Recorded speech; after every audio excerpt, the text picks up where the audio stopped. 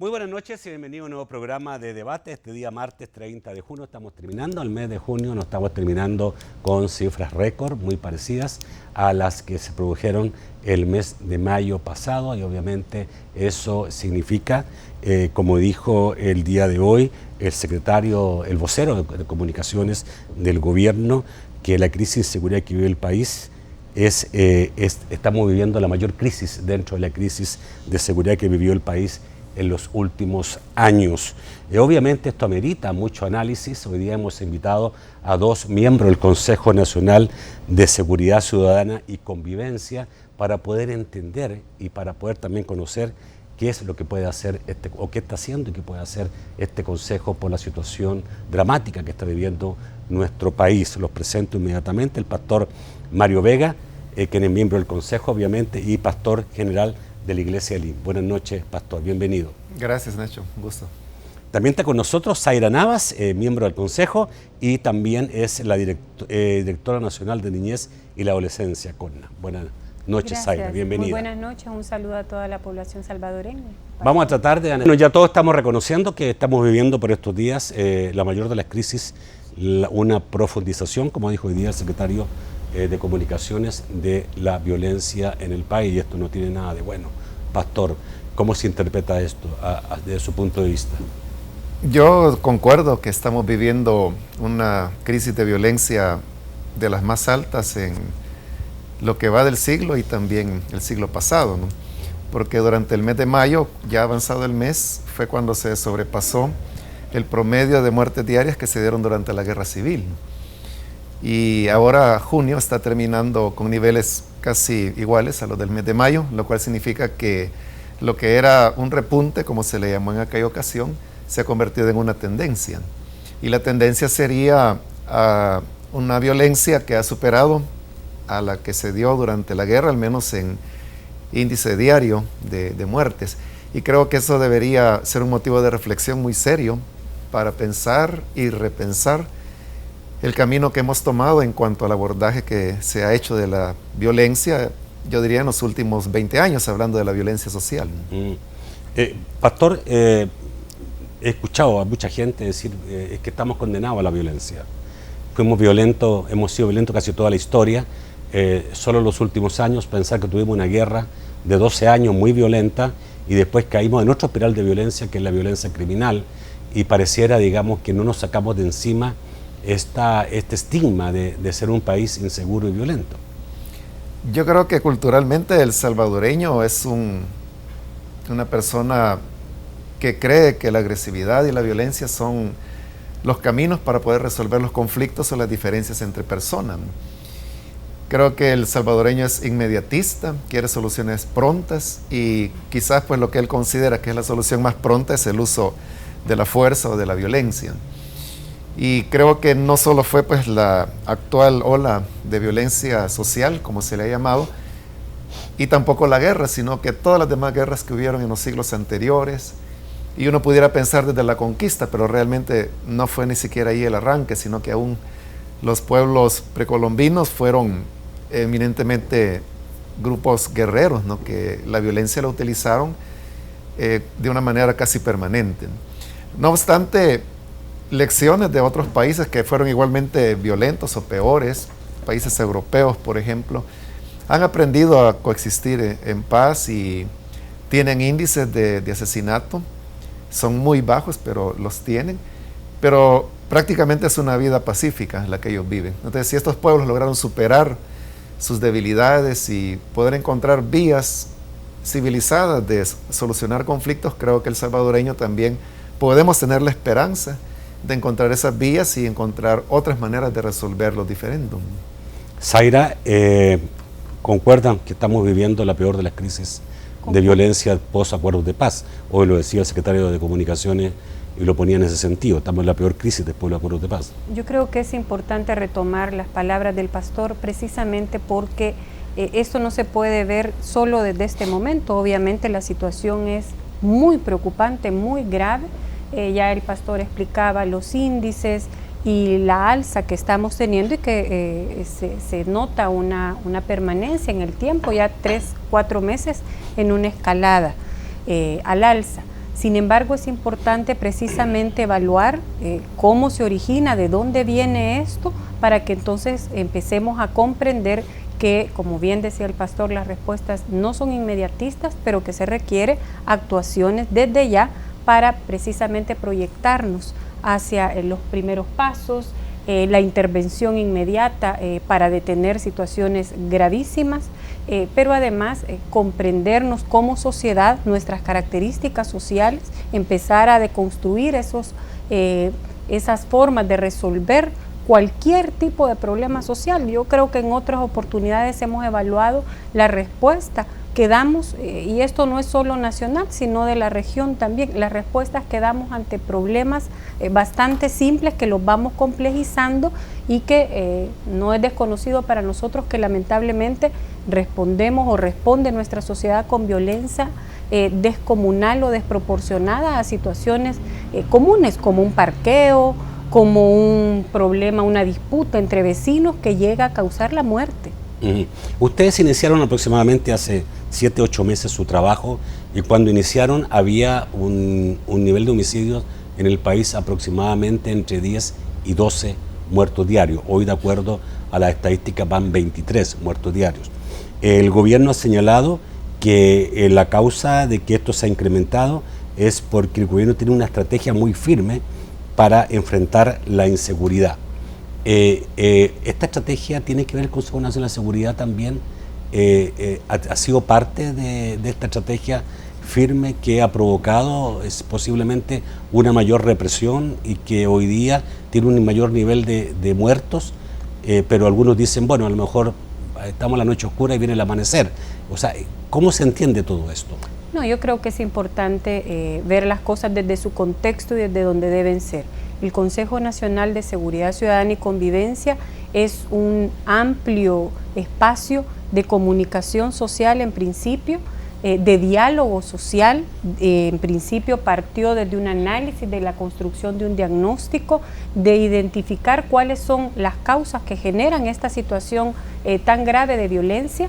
También partió de analizar cuáles eran las estrategias, los planes, las políticas que el Estado y los gobiernos habían venido implementando, y se ha trazado una meta estratégica, el Plan El Salvador Seguro, que creo que la población lo conoce.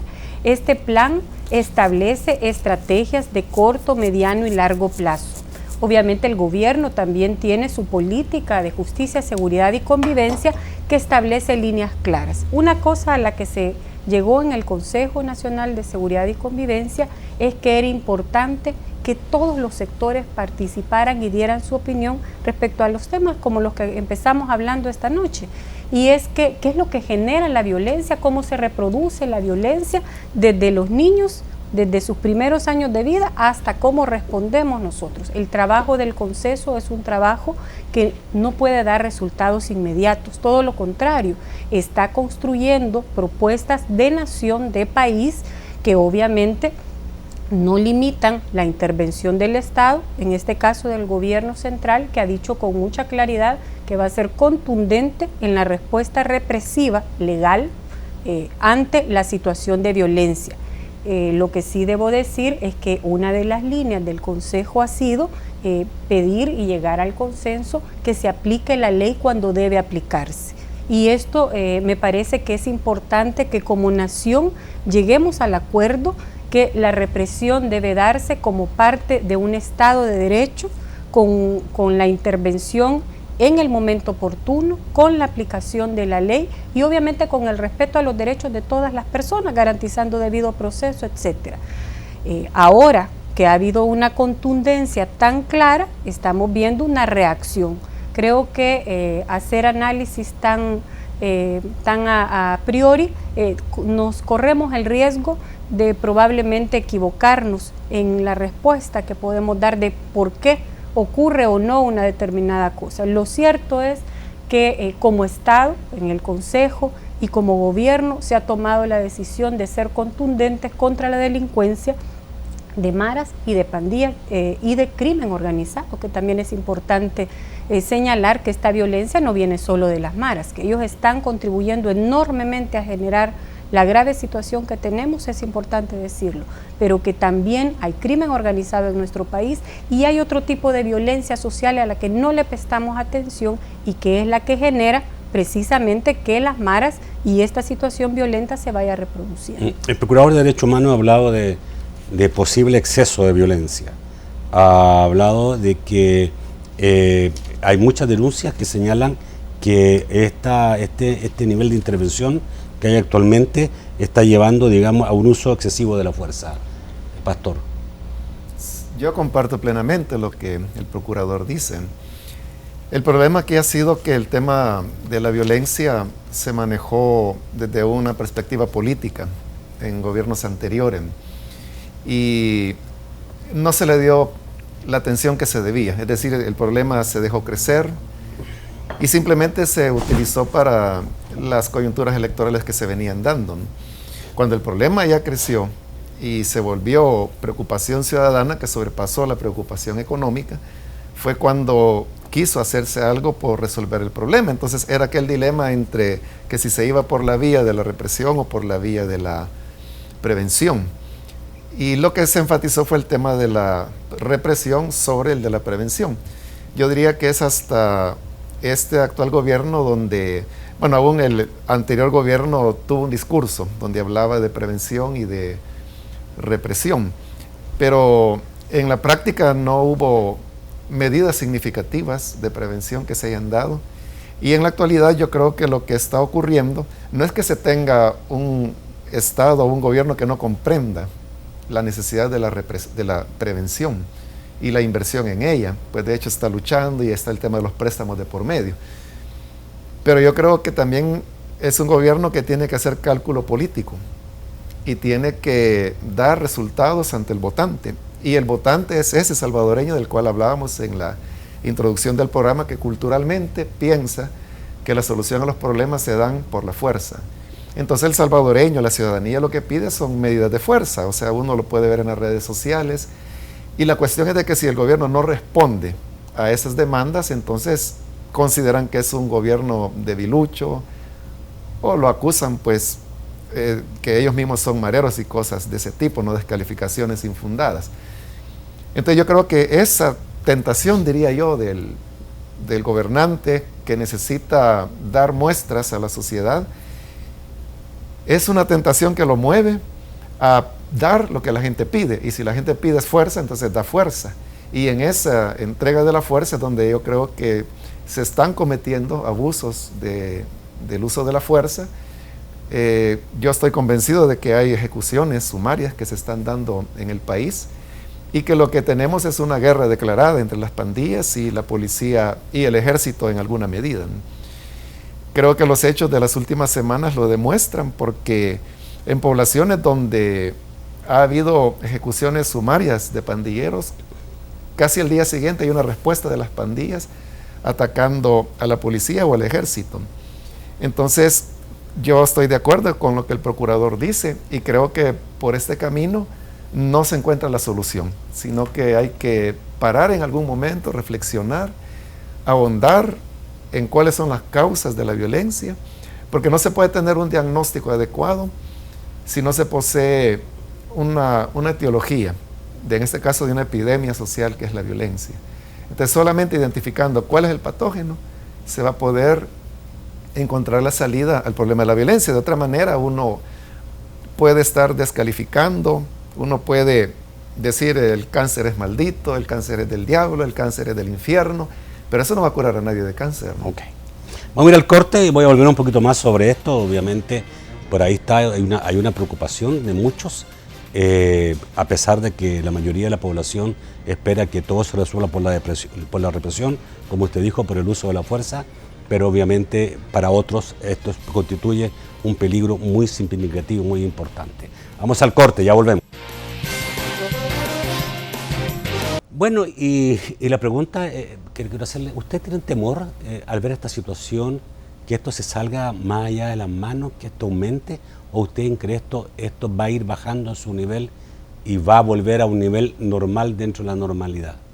Yo creo que es importante rescatar lo que ya se decía antes, que debemos como sociedad apostarle o trazarnos líneas claras sobre que debemos construir una respuesta, una solución a este problema tan delicado.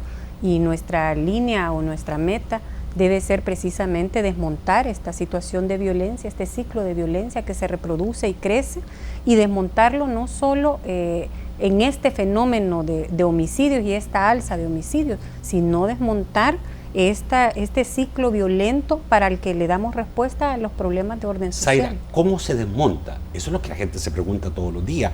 O sea, yo creo que en El Salvador hemos llegado a cierto escepticismo. Ya no creemos, nos cuesta mucho pensar que hay una solución a este problema de la violencia. Si partimos desde la consecuencia del fenómeno, que es desde este momento, y atacamos la consecuencia del fenómeno y no atacamos la causa. ¿La consecuencia es la pobreza? La consecuencia en este momento es la violencia, los homicidios, la causa es la pobreza, es la situación de exclusión, es la situación de democracia en nuestro país, de participación en la vida cotidiana, todos los fenómenos, cómo se gesta, cómo se crece. Un delincuente, una persona se convierte en delincuente porque no tiene espacios políticos, porque no tiene empleo, porque no tiene una casa digna. ¿Por ahí va la situación? No, ese sería un determinismo y decir que todos los pobres por ser pobres son delincuentes. No, pero es un caldo cultivo. Es uno de los factores que la exclusión, más que la condición de pobreza, la situación de marginación. La exclusión, que también tiene que ver con un factor cultural. Que tiene que ver con el factor cultural, que tiene que ver con condiciones de vida que no permiten el desarrollo, pero además cómo toda la sociedad precisamente estigmatiza, etiqueta, responsabiliza. Usted decía algo muy importante y es que como sociedad estamos viendo que el problema está en determinados sectores. De hecho, están identificados los municipios, están identificadas las colonias, los barrios, las calles, y nosotros sabemos que a la vuelta de una calle hay una situación crítica, pero al otro lado ya no está la situación por el tamaño de nuestro territorio. Es decir que al atender la causa debemos incluso, y esto es un llamado que nosotros estamos haciendo desde el rol que yo desempeño en la protección de la niñez y la adolescencia, es que queremos respuestas inmediatas. Probablemente por eso como sociedad perdemos la esperanza cada rato, porque un problema tan complejo no lo podemos resolver de la noche a la mañana. Entonces, por eso yo decía hace un momento que es importante que se atienda, que se detenga a quienes han cometido delitos, que se aplique la ley con la rigurosidad que debe aplicarse, pero que volvamos la mirada hacia la causa de la situación. Entre ellas, una de tantas situaciones que genera es cómo están creciendo y en qué ambientes crecen nuestros niños y adolescentes, en qué condiciones, qué es lo que les estamos enseñando como sociedad.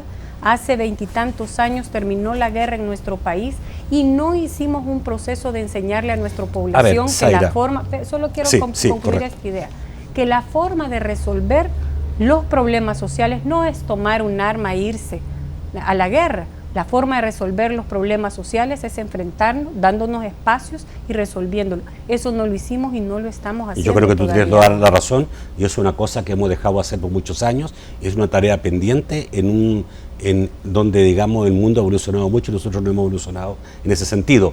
Pero, ¿cuánto tiempo nos toma eso para que la sociedad sienta que hay un cambio?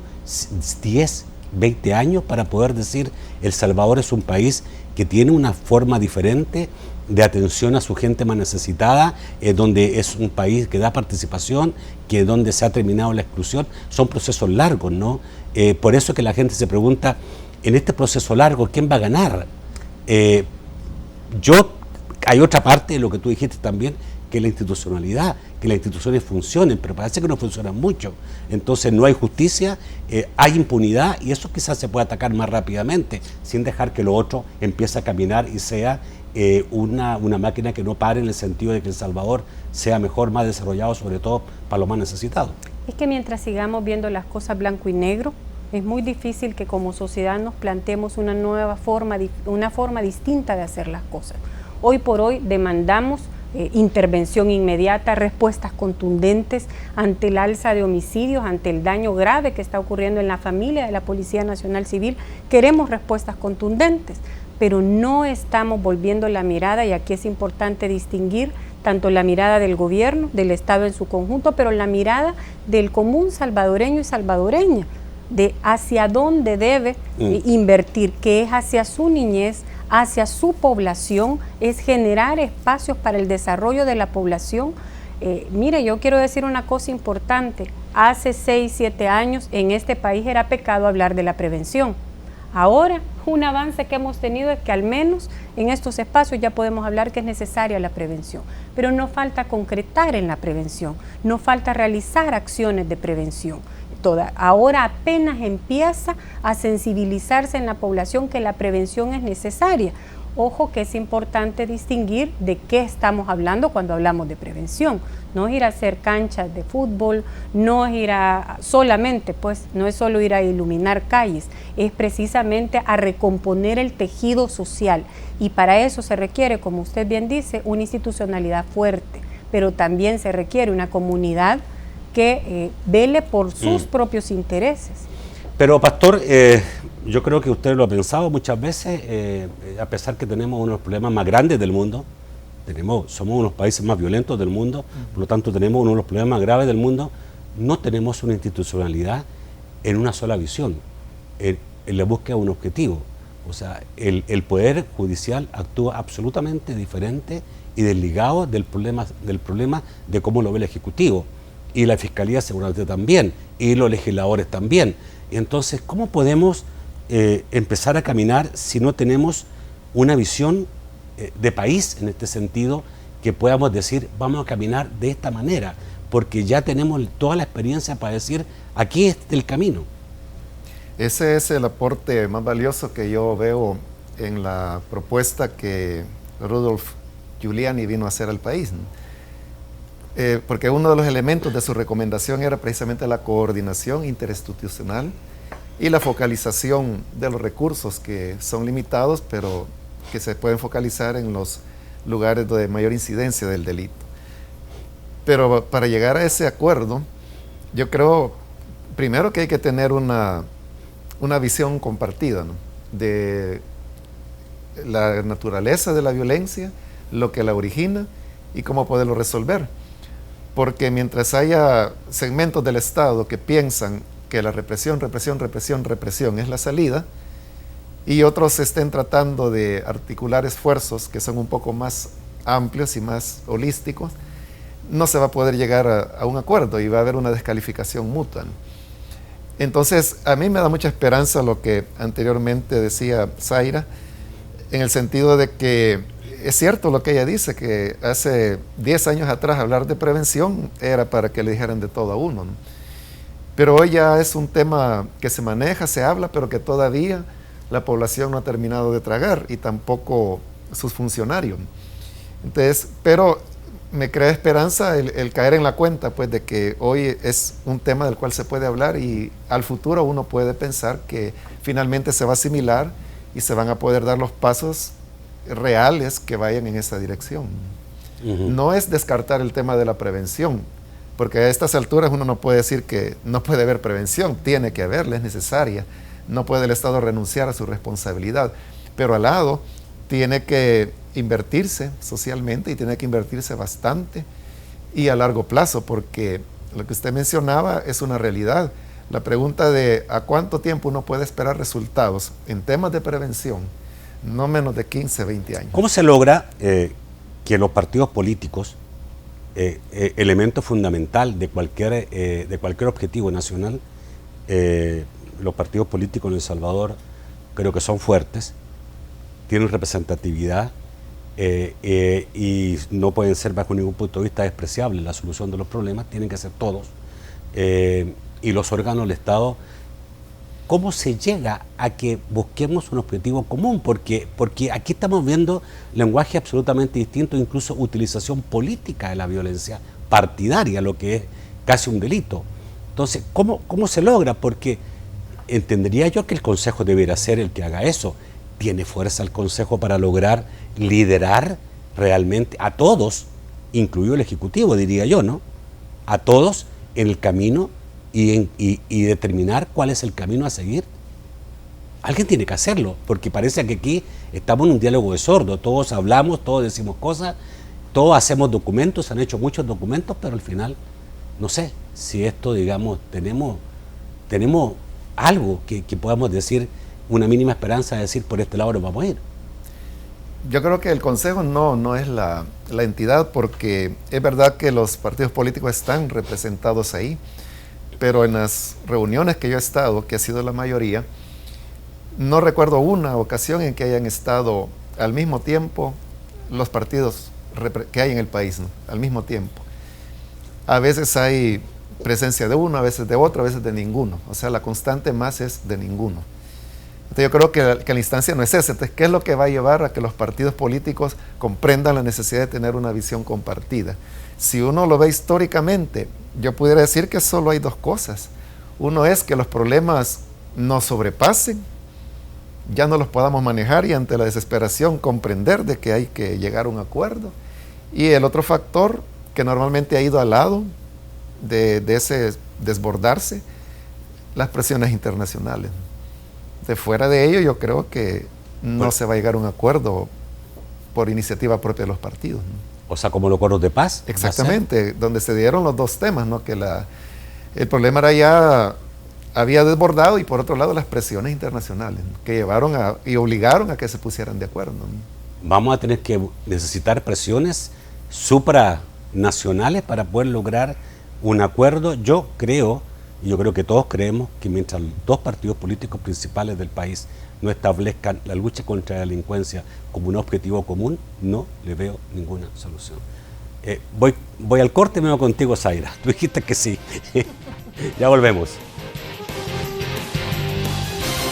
Bueno, estábamos aquí elucubrando y Zaira, ¿cómo salimos de esto? ¿Cómo salimos? Porque obviamente este es un problema grave para cualquier gobierno, y obviamente uno no puede decir que este gobierno tiene la culpa. O sea, yo sé que alguna gente lo dice, pero creo que no es lo correcto. La culpa la tenemos un poco todos y es un problema histórico, ya se nos vuelve un problema histórico. Sí, claro, yo creo que es importante acá lo que tú estabas planteando. Necesitamos grandes consensos de nación, eso es muy importante, pero el consenso de nación se logra cuando llegamos a la conciencia o a la convicción firme que juntos vamos a encontrarle la solución al problema.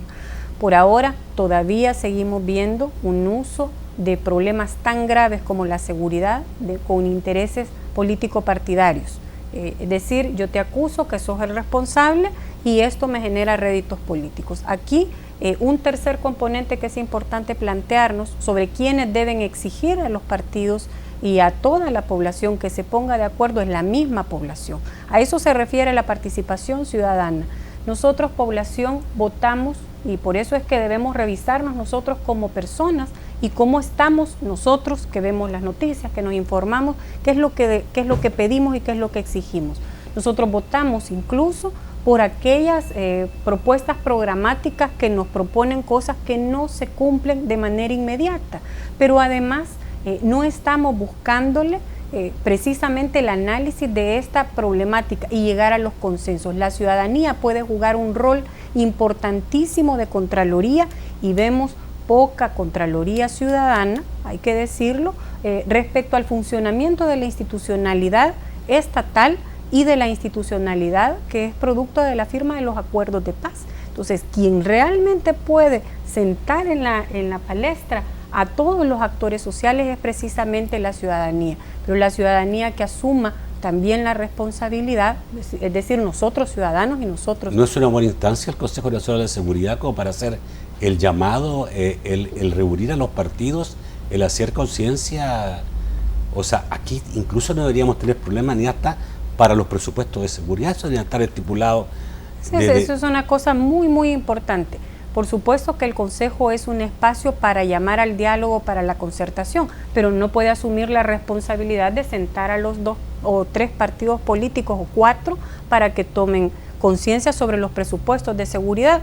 Un buen presupuesto de seguridad con una muy buena Contraloría es un excelente mecanismo, pero también un buen presupuesto para inversión social, porque esto no significa que vamos a desmontar realmente lo que origina la violencia. Si invertimos en la sociedad, si invertimos en generarle condiciones a la sociedad de prevención primaria, y de prevención secundaria, obviamente, que es lo que necesitamos y lo que le estamos apostando en este momento en el que el Estado está interviniendo con fuerza frente al delito. Necesitamos estos 3 modelos o 3 tipos de intervención y de prevención. Voy a ir con Francisco Bonilla, mi productor, para poder conocer otra información desgraciadamente dramática en relación a la violencia que vive el país. Buenas noches, Francisco. Buenas noches. Lamentablemente informarles que hasta este momento la cobertura que da un canal hermano, Noticias 4 Visión, noticiero hermano, habla de otro asesinato de un agente de la policía en la carretera a la Costa del Sol. Esto podría ser en un control vehicular. La prensa gráfica, a través de su cuenta de última hora, también especifica que se trataría de una mujer policía, siempre en La Paz. Aparentemente también otra fuente, otro periódico electrónico, habla que también otro miembro de la corporación policial habría resultado herido. Esto todavía no se ubica específicamente, solamente se habla del Departamento de La Paz. Ok. Cuando vemos este ataque frontal contra policías y lo vemos que cada vez está hecho con mayor especialización buscando fórmulas que parecieran de crimen organizado para asesinar policías, ¿le preocupa a usted que la policía caiga en revanchismo? Porque obviamente debe dolerle a la policía mucho el asesinato de uno de sus miembros. ¿Le preocupa que la policía caiga en miedo? O sea, ¿cuántas reacciones puede provocar estos ataques directos hacia la policía? A mí me produce varios temores y creo que, porque uno pierde la cuenta, ¿no? Pero pienso que esta gente... 31, 32, 33 puede ser el fecha. Y hace aproximadamente un mes yo escuché un dato del Servicio Social Pasionista que hablaba de 144 ejecuciones contabilizadas de miembros de pandillas, realizadas pues así de una manera sumaria, ¿no? Entonces a eso me refería yo cuando hablaba de una guerra. Entonces, ¿cuál es mi temor? El temor es, uno de ellos, que se pierde la institucionalidad, que es una de las cosas que estábamos hablando, que para que el país pueda enrumbarse por su camino de construcción de paz, tiene que tener instituciones fuertes. Pero estos elementos están haciendo todo lo contrario, porque es saltarse los procesos, saltarse protocolos, y eso lo que hace es debilitar la democracia en el país. Otro de mis temores es que las pandillas puedan ver en la policía y en el ejército un enemigo común, y que al ser un enemigo común ellos dispongan entonces, en lugar de estar enfrentados entre sí mismos y además con un segundo frente que serían las autoridades, mejor cerrar fuerzas, cerrar filas y tener entonces una confrontación directa con un bando nuevo que hoy sería las fuerzas de la policía y del ejército. Son de mis temores. Sí, están muriendo obviamente mucho más policías y militares en el país de lo que ha sido los últimos años, pero también está muriendo más gente. Y uno se pregunta, ¿quién está muriendo? Y ahí hay también una duda, ¿no? El gobierno ha dicho en voz del secretario de Comunicaciones que están muriendo especialmente aquellos jóvenes que habían desertado de la guerrilla, perdón, de las pandillas, o aquellos jóvenes que se habían negado a hacer la voluntad de un mara, un pandillero. ¿Ustedes creen que por ahí anda la cosa, que esos son los muertos que tenemos nuevos? Hay que agregar, y sobremente en tu caso especialmente, en tu atención principal, los niños, ¿no? El caso de esta niña violada y asesinada, y que el hechor, que no le creo mucho, pero dice que fue digamos, obligado por pandilleros. ¿Qué está pasando? ¿Quiénes son los muertos que estamos teniendo? Mira, yo creo que es importante separar, ¿verdad? Separemos entonces. En este caso particular es importante que quienes se dedican a la investigación, por cierto, hay bastante investigación sobre este tema, instituciones serias como la Universidad Tecnológica, la UCA, etcétera, han hecho investigación antropológica sobre qué sector de la población, cuáles son las características de la población, etcétera, es la que está siendo principalmente afectada. Es importante distinguir, en el caso de las maras y las pandillas, que la población particularmente afectada es la población que vive en determinados sectores, que es que de joven condición económica. Y que es hombre, básicamente. Que es hombre y que Pero es eso ha sido joven. lo tradicional, pero hoy estamos viviendo una situación un poco diferente, porque pasó de un máximo de 14 a 23 muertos diarios. Sin embargo, me parece que hay también una utilización de esa sombría de la mara, la pandilla y la violencia para otro tipo de delincuencia a la que la sociedad no le está prestando la debida atención, que es el crimen organizado. No dejemos de ponerle el ojo a que nosotros vivimos en un país de tránsito de droga, en un país de tránsito y de disputa territorial por el tráfico ilegal de armas, de droga, etcétera. Ese es un tema al que hay que prestarle debida atención. Mucho puede ocurrir de diluir, y esto no estoy restándole la gravedad que tiene el fenómeno de las maras y pandillas. ¿Por qué, Zaira, hay opiniones tan diferentes en ese sentido? Algunos dicen, nosotros no tenemos problema de droga, eso ocurre en Nicaragua, en Honduras y en Guatemala, nosotros no tenemos ese problema, es muy leve, pero otros dicen que sí, que lo tenemos. ¿Por qué no logramos determinar dónde una cosa y dónde la otra? Porque ayer decía el director de Medicina Legal, aquí digamos la mayoría no se investiga y la mayoría de muertos se cuenta, este fue matado por la pandilla, y lo dejamos ahí como un hecho consumado y no se hace ninguna investigación. Yo creo que es importante dejarle la investigación a quienes son expertos y el análisis con fuentes fidedignas y claras a quienes son expertos. Como nosotros somos una sociedad que busca respuestas inmediatas, damos también análisis bastante atrevidos a veces, dando nosotros respuesta a cosas de las cuales no tenemos mayor conocimiento y queremos encontrarle patas, corazón y cabeza a lo que nosotros no conocemos. Y creo que mucho de eso son las respuestas inmediatistas que hacemos a fenómenos tan complejos como este, y que esperamos también, así lo abordamos y así esperamos que se responda a situaciones de esta naturaleza. Me parece que es importante llegar a lo que el pastor estaba planteando, que es identificar la causa, el cómo se desarrolla, etcétera, para identificar la intervención. Creo que hay una ruta claramente establecida. Yo quiero rescatar eso, este esfuerzo que se está haciendo desde el Consejo tiene una propuesta bastante novedosa, y es aterrizar la política, porque el Plan El Salvador Seguro son grandes líneas orientadoras que establecen las prioridades a partir de identificar una problemática específica, y está en ese proceso aterrizándose cómo se va, eso que tú preguntabas, bueno, ¿y esto cómo se hace? En eso es lo que se está trabajando en este momento, ya identificando territorio, identificando el tipo de intervención hacia las dos líneas. Obviamente en este momento en los territorios o en los lugares donde la situación de violencia es crítica, no puede haber otro mecanismo de intervención más que la prevención secundaria, que es intervenir para mermar la situación crítica, intervenir con el uso de la autoridad, pero con el uso racional de la fuerza, y caminar hacia los dos lados. Ese es el camino que nos estamos trazando, y ese es un camino que obviamente no da resultados inmediatos, pero es el camino que nos da respuesta hacia al problema de fondo y hacia la situación de crisis. Voy al corte, si se quedó algo pendiente, Pastor, por decirlo, puede ser en el próximo bloque. En el próximo bloque también vienen las preguntas de nuestros amigos televidentes. Ya volvemos. Vamos rápidamente con Francisco Bonilla para que nos diga qué dicen los amigos televidentes esta noche. Muy buenas noches, Francisco. Nuevamente, buenas noches. Diferentes opiniones a través de las redes sociales. Dice Dramos, no me vengan con posguerra. Los jóvenes ni la vivieron, porque Alemania y Rusia viven bien. Pregunta Dramos, dice Fausto Sorto, ¿con qué frecuencia se reúne el Consejo de Seguridad y Convivencia Ciudadana? Me gustaría que informaran las fechas.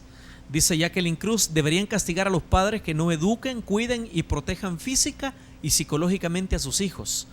Juan Carlos Sura dice, una diputada hoy propuso la castración química para violadores. ¿Cómo consideran este tipo de propuestas?, les pregunta. Diego Carpio dice, hasta la fecha, ¿cuáles han sido los resultados visibles y concretos del Consejo de Seguridad? Esaú Albanés dice, pastor, ¿qué le responde a un diputado arenero que afirma que en el Consejo solo hay pastores y curas que no saben de seguridad? Bueno, esas afirmaciones fueron la semana anterior en este programa. Augusto César Sorto dice, o sea que la coyuntura no es para tomar acciones a corto y mediano plazo, como usted no vive como la mayoría, plantea Augusto. Dice Óscar Orellana, son pocos actores en los que uno cree ya, Uno de ellos es precisamente su pastor invitado. Mi respeto, dice Oscar Orellana. Fidel Medrano, ¿cuántos policías y población tendrá que morir antes que el Consejo salga algo tangible y que salve vidas? Douglas Ventura dice, soluciones a corto plazo. Son más de 5 años de permisividad a la violencia. ¿Cuánto más tiene que esperar la nación?, les pregunta. Emilio Crespín dice, amigos, Nacho, Pastor Vega, amiga Zaira, hay un gran desequilibrio entre represión, prevención y con la familia, ¿qué?, les pregunta. Finalmente, Jonathan dice, me hubiera gustado ver a Zaira Navas como ministra de Seguridad. Es una mujer muy capaz, firme y profesional. Vamos al estudio para las respuestas. Bueno, poco de todo. Quisiera tomar tu minuto para hablar del caso de la niña, porque lo conversamos extra cámara, fuera de cámara, y tú me decías una cosa bien importante de entender para no dejarnos llevar por informaciones o declaraciones que obviamente no podemos darlas por ciertas. Sí, yo comentaba que en este tipo de casos la violación es un delito que tiene ciertas determinadas características, entre ellas es que requiere en este caso la penetración y esto se produce la erección, se produce por la erección. Una persona amenazada que está no puede... amenazada no está en condiciones emocionales y psicológicas para tener una erección. Esto, y producir una violación. Por lo tanto, esa declaración del muchacho es absolutamente no creíble. No solo no es no creíble, es bastante absurda. Ok, sobre eso mismo alguien preguntó, alguien dijo hay que castigar a los padres. No sé si se puede, pero ¿de qué hablamos? Si tenemos una gran cantidad de niños sin padre o con padre en Estados Unidos, ¿y cómo van a hacer? Es que ese es el tema de responsabilizarnos como sociedad, como personas. Es que pasa, todo esto de lo que estamos hablando pasa por educación sexual y reproductiva, es decir, evitar los embarazos precoces, responsabilización de la familia, educarnos para ser padres y madres, asumir el cuidado y la crianza de nuestros hijos, que significa establecerles reglas, establecer límites, cuidarlos, etcétera. Hoy en día tenemos familias que nos dicen a nosotros, mire, yo no puedo controlar a mi niño de 10 años, o yo no puedo hacer porque se me va de la casa. Por favor, como familia también debemos asumir nuestra responsabilidad. Okay. Voy a volver contigo, Zaira, para ir con el padre rápidamente, sí. ¿Castración, solución? Con el pastor. ¿Castración, solución, Zaira? No, no es solución, ¿No? en absoluto. Ya, bueno, hay varias preguntas en relación a familia. Alguien, una pregunta específica que decía, sí, hablamos de represión, prevención y familia, ¿qué? Lo que ocurre es que la familia está dentro del tema de la prevención. La prevención no es solamente un aspecto aislado, ¿no? De hecho, el Plan El Salvador Seguro contiene 120 recomendaciones y, como yo lo dije en una ocasión anterior, que es un plan. Entonces no es un menú para uno escoger qué política va a implementar, sino que tiene que ser integral. Dentro de eso va el tema de la familia, ¿no?, que es clave en el tema de prevención. También mencionaban ahí, hablando del tema de los padres, ¿no? El día de hoy precisamente veía un dato que precisamente del CONA del año 2012, que dice que el 15% de los hogares salvadoreños, el líder del 15% de los hogares son jóvenes de 14 y 19 años de edad, el jefe de familia, ¿no? Entonces, ese es parte del tema de los embarazos precoces que ya se mencionaban, ¿no? También hablan acerca de que cuánto tiempo más hay que esperar para ver resultados, porque ya el Consejo pues tiene 8 meses, se decía, pero el punto es de que de resultados no se van a dar porque el Consejo esté instituido y continúe reuniéndose, sino que los resultados se van a dar cuando las medidas de prevención comiencen a aplicarse. Y a partir de ese momento habría que esperar, yo estimo, pues de 15 a 20 años, porque es una generación nueva que tiene que levantarse. Entonces ese es el gran problema. Eso me parece muy bueno lo que te digo. 15 a 20 años. Yo creo que no menos. Las sociedades no cambian sino en periodos más o menos de 10 a 15 años, medianamente, no totalmente, pero uno puede ver ya un cambio en ese tiempo. Eso es lo que nos espera todavía. Entonces tenemos que también tener medidas para sobrevivir, en esta situación difícil. Sí, son dos cosas diferentes. La primera es precisamente proyectarnos como sociedad a un periodo como este y desmontar toda la situación de violencia, pero obviamente hay que dar respuestas inmediatas. Yo sí no comparto la opinión respecto a que hemos tenido años de ser blandos o de no dar respuesta. Miren, estamos viendo una policía que responde de manera inmediata ante situación de violencia, y precisamente esa respuesta de la policía está generando una contrarrespuesta que está atentando contra la familia policial. El tema acá, que es lo que ya se planteaba antes, es la forma en que se responde y que sea únicamente esa línea represiva sin atender la prevención y sin atender la problemática social. Entonces, no desmontaríamos la escalada de violencia. En este momento se está dando una respuesta a esa alza de violencia, pero es necesario que, para que nos proyectemos a que disminuya la situación, que seamos contundentes también en la prevención. Voy con Francisco Bonilla. ¿Hay más información en relación al caso de esta nueva muerte de un policía? Bueno, en efecto, está confirmado ya por la Fiscalía General de la República a través de su cuenta de Twitter. Dice: enfrentamiento entre pandilleros y policía en Santiago Nonualco deja una mujer policía fallecida y 2 pandilleros muertos. La Fiscalía en camino. También Noticias 4 Visión dice y confirma como Ana Daisy Cabrera Hernández, identificada la agente de la policía que ha sido asesinada en San Pedro, o más bien en Santiago Nonualco. Y un tuit que llama bastante la atención es el del comisionado Douglas García Funes, que dice: entrevistas, expertos en el tema, causas, líneas, problemáticas, caminos, pero siguen muriendo compañeros, dice el comisionado García Funes. Vamos al estudio. Bueno, significativo lo que dice el comisionado, ¿no? Es como decir, ¿estamos cansados? Yo también estoy cansado y muy dolido por tanta muerte que ocurre, de tantos niños principalmente. Somos, según la UNICEF, el país del mundo donde más niños se asesinan. Y como la misma UNICEF dice, no te indigna esto, ¿no?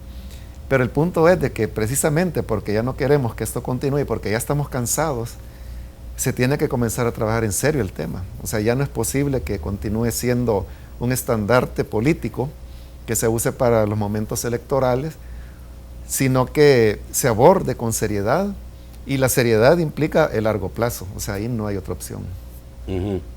Algunos piensan que nos estamos acostumbrando a la violencia. Esperemos que no. Esperemos que no, porque cuando nos acostumbremos a la violencia quiere decir que la vamos a dejar pasar por alto. Y no puede ser que como sociedad pasemos por alto las situaciones como las que estamos escuchando ahora, el que una niña muera de esta forma tan atroz, el que todos los días tengamos niños, adolescentes, personas adultas que mueran sin causas, sin ninguna razón de ser, simplemente porque nos estamos haciendo daño como sociedad.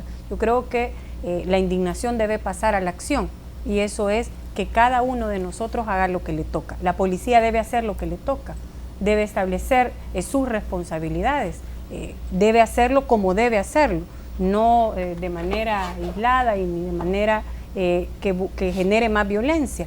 Las instituciones del Estado debemos hacer nuestro trabajo, pero también la población debe hacer su parte, las familias y la sociedad debe hacer su parte, y debemos pensar qué estamos haciendo cada uno de nosotros en nuestras casas, en el día a día, para promover y generar más violencia en nuestra sociedad. Gracias, Zaira, por estar esta noche. Gracias. Es un placer tenerte por aquí. Gracias, un gusto, y gracias por abordar este tema desde un enfoque mucho más amplio, más que la respuesta inmediata que es la represión. Sin duda. Gracias, Pastor. No, muchas gracias por la oportunidad de expresar las ideas, y quiera Dios que hayan muchas más. E instarlo a que ese consejo pueda ayudarnos, ¿no? Pueda trabajar muy duro para ayudarnos a solucionar este grave problema que tenemos en el país. Amigos televidentes, los veo mañana a las 8 de la noche en un nuevo programa de debate. Que pasen muy buenas noches.